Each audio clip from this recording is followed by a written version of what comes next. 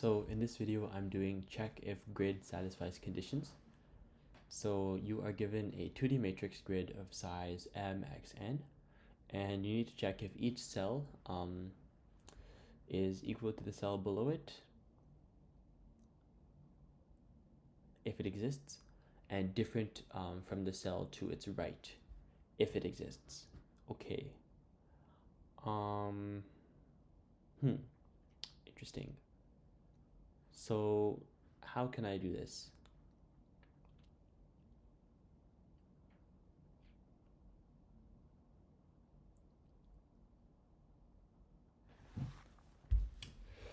Okay, so I think simply I can get the length and width of the array. So the length, the number of rows and the number of columns. So in this case, the number of columns would be 3, and the number of rows would be 2. Each row would be each array. And then I basically want to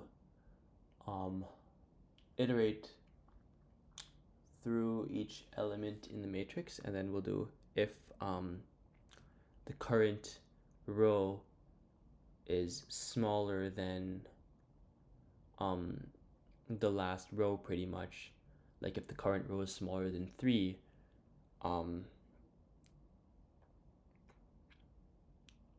like if the current column is smaller than 3, then I can check the column to the right.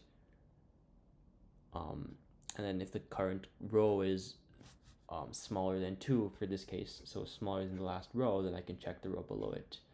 And then if one of these conditions don't match, for each element I'll return false. If I get through the whole equation, get to the whole matrix without returning false, then I return true. Okay, so it seems pretty self-explanatory how I can go about this. So let me first get the length and width. So int rows equals grid dot length, and then int columns equals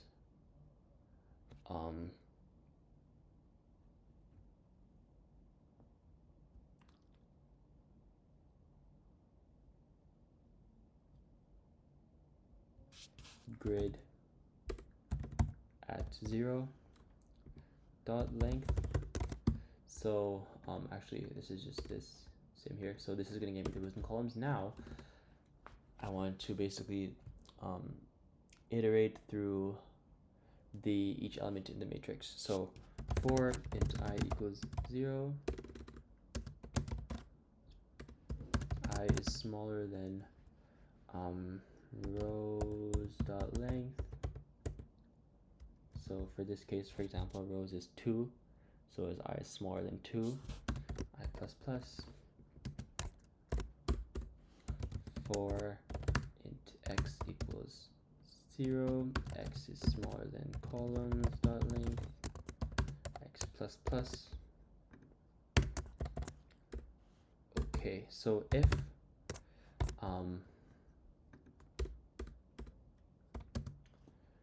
I does not equal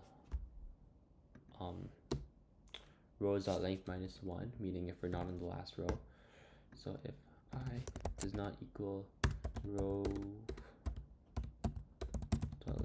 minus 1, so if we're not in the last row, I can check the the element right below the current element. So if sorry, let me just remove this syntax error column. Okay, so if grid at I at x, so it should be equal to the cell below it. So if grid dot I at x does not equal grid at I plus 1 at x, return false. Okay, and now we need to check. So here, checking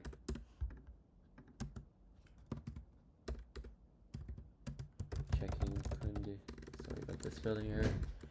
Checking condition if x we'll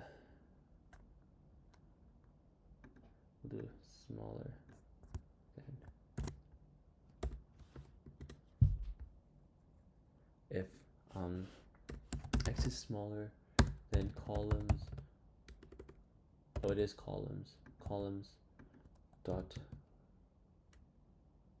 actually it's not even because row is already an integer, so there we go, rows minus 1, okay, columns minus 1, x is smaller than columns minus 1 if grid at x equals grid at I at x plus 1, because they have to be different, so if they are equal, return false.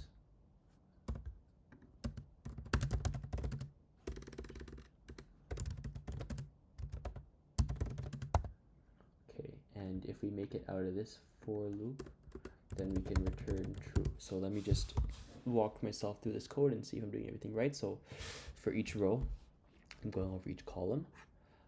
So we would start at row 0, column 0, 1. If I is smaller than rows minus 1, which is 2, which it is, then if grid at I 0 at 0 does not equal grid at I plus 1, so here at x return false, so it's going to return true.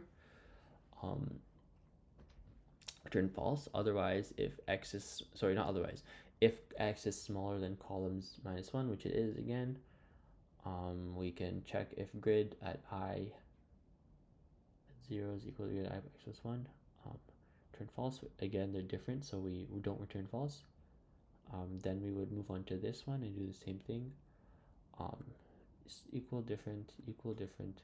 Okay, so for this case here, 2, if I is smaller than rows minus 1, I is still 0, so yes, it is smaller than rows minus 1. So we're checking here, and they are the same. Then if x is smaller than columns minus 1, columns is currently going to be 2. Sorry, x is going to be 2. 0, 1, 2. X is going to be 2. And columns is actually 3. So columns minus 1 is 2, so we actually won't even enter this loop. So it looks to be correct. Let's give it a run.